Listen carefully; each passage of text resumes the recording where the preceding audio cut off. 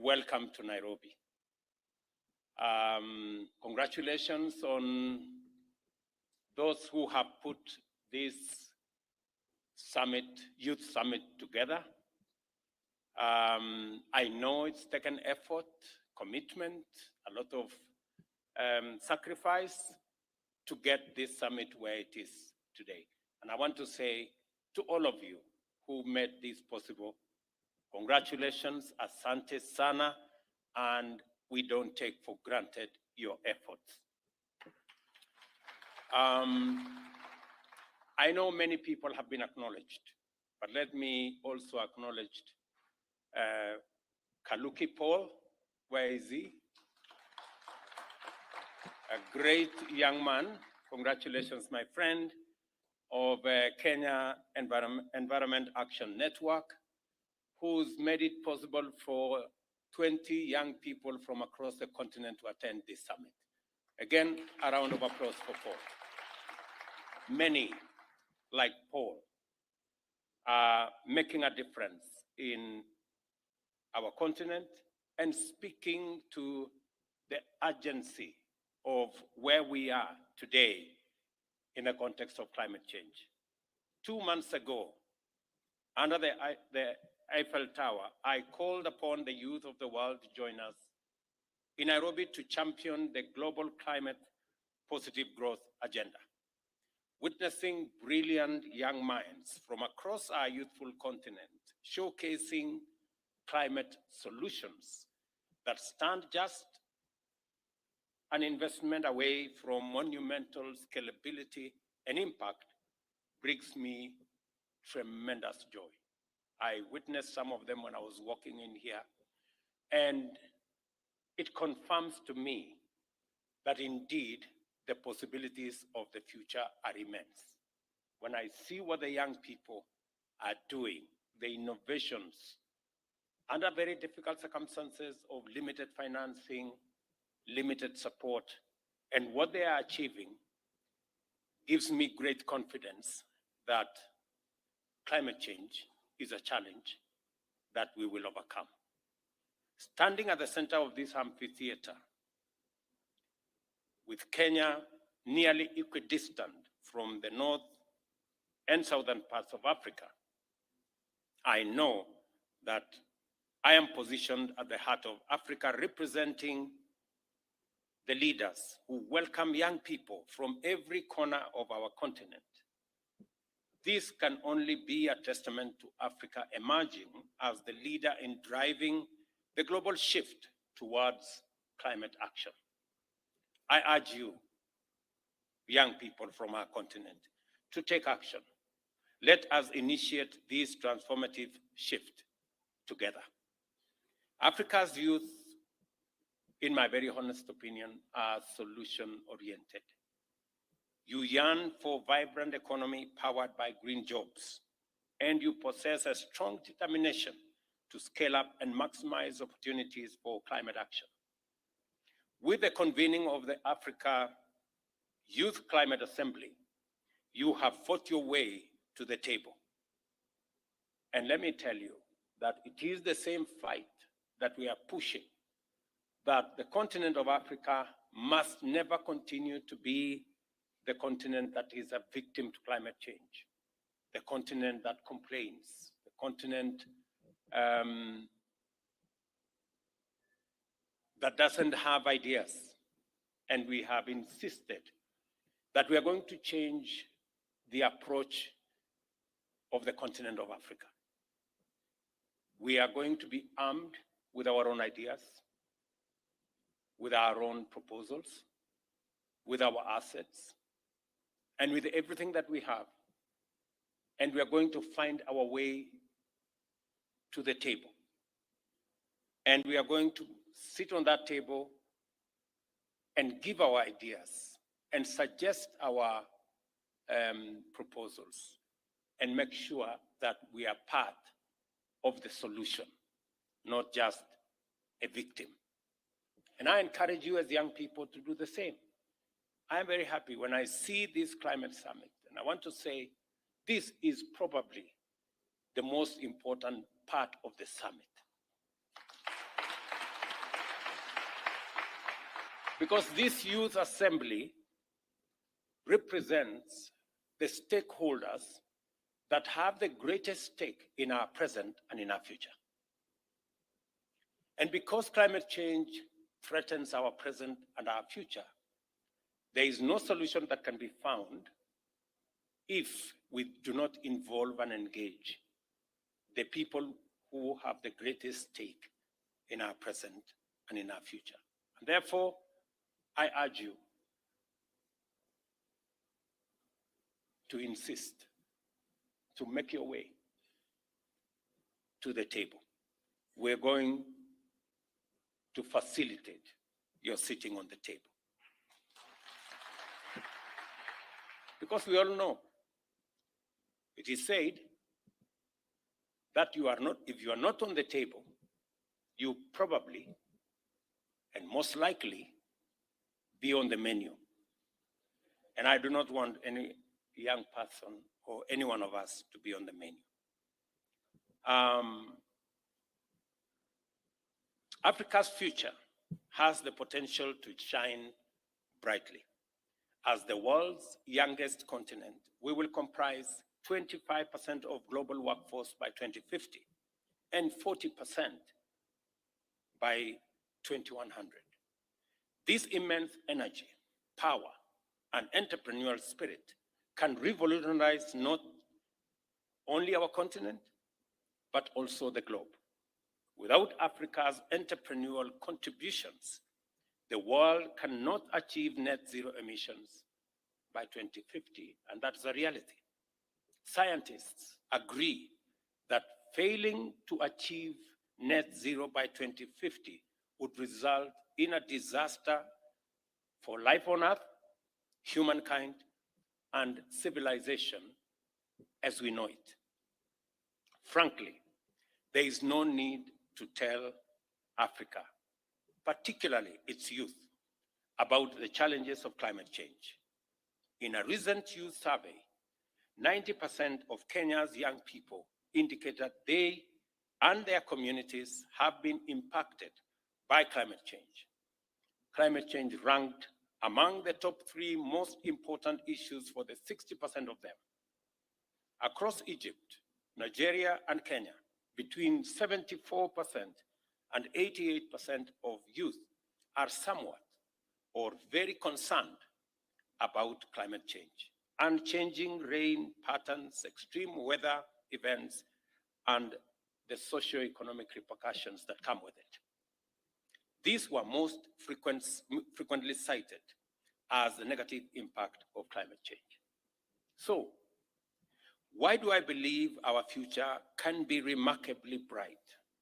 After all, we must generate 30 million new jobs each year to accommodate our rapidly growing youthful workforce. And that's a challenge even without the added complication of climate change. My optimism emanates from the fact that Africa's youth is a pivotal part of our solution. Additionally, our untapped potential in renewable energy and natural resources is a key factor. These 3 elements, the young people of our continent, providing labor, innovation, creativity, enterprise, the energy resources that are abundant in our continent, and the natural assets that we have in this continent, whether it is green minerals or whether it is carbon sinks, are the driving forces behind the technical feasibility and commercial viability of the solutions we need for today and tomorrow, especially in the context of climate change. These solutions will safeguard our natural carbon sinks, transition our consumption to be greener and decarbonized, not only in Africa, but also globally, and implement large-scale carbon removal. Africa has the capacity to expand its economy and prosperity while avoiding worsening the climate situation, and in fact, offering climate-smart solutions. A climate-positive green growth, that is our aim. Our youth can imagine that future. You signal that if climate action can enhance livelihoods and support families, you will stand behind it and support it. And I want to confirm to you that that is indeed the case. Over the next few days, Africa and global political leaders, investors, industry leaders, and scientific experts will explore how Africa can harness its potential to play a pivotal role in the global fight against climate change. We will also focus on how we can achieve equitable and sustainable prosperity for all by seizing these opportunities. To turn this vision into reality, Africa's youth is front and center. I eagerly anticipate learning from you about the ongoing initiatives and innovations, as well as the support you require. As we engage with various stakeholders and decision makers, it is crucial for us to understand what you and other youth across the globe need in order to shape and accelerate these opportunities. Let us now work on accommodating your dreams, an economic future painted green and brimming with boundless potential for collective climate action solutions. Your dreams of climate action are too vast to be contained. They command space, priority, financing, and scaling up. And I was very happy to listen to the youth envoys and the young people who have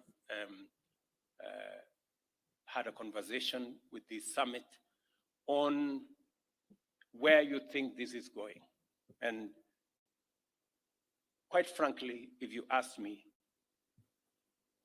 the 30 million jobs that we need to create for our young people, the entrepreneurial opportunities that exist in our continent, that climate change could possibly be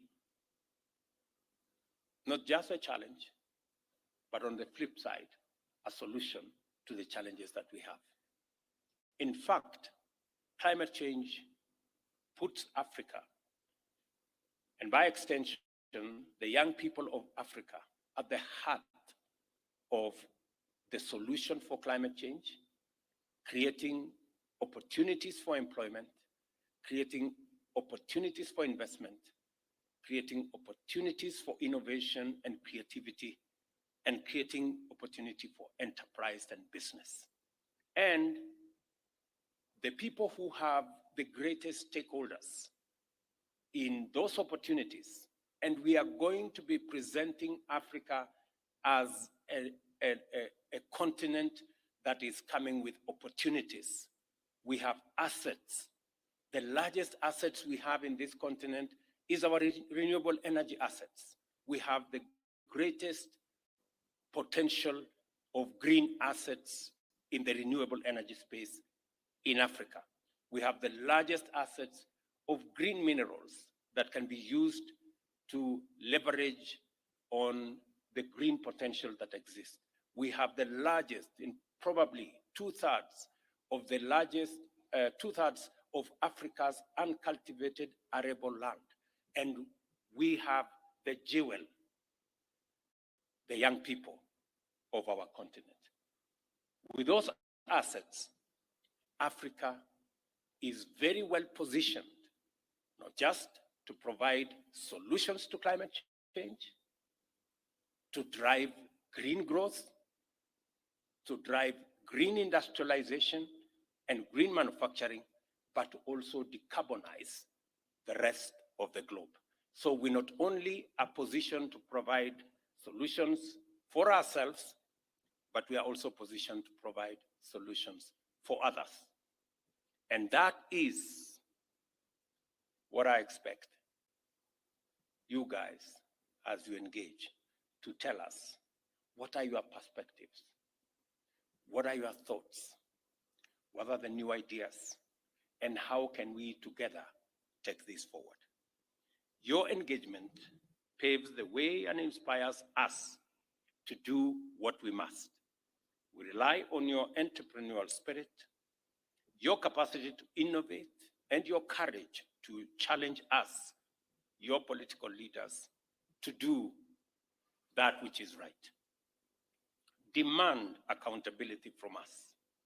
Demand that we give priority to green growth as a way of attracting investments, building skills, creating and supporting opportunities, and providing market access for your innovations, for your enterprises, for your businesses, and for everything that you do. I am looking forward to coming here on Sunday. You have 3 days to think, to interrogate, to share ideas, to canvass positions, so that, as I said, we can use this very important sector of our climate summit, the Youth Summit, to inform the final declaration of the African position. And I want to guarantee you that it will be left, right, front, and center in our declaration.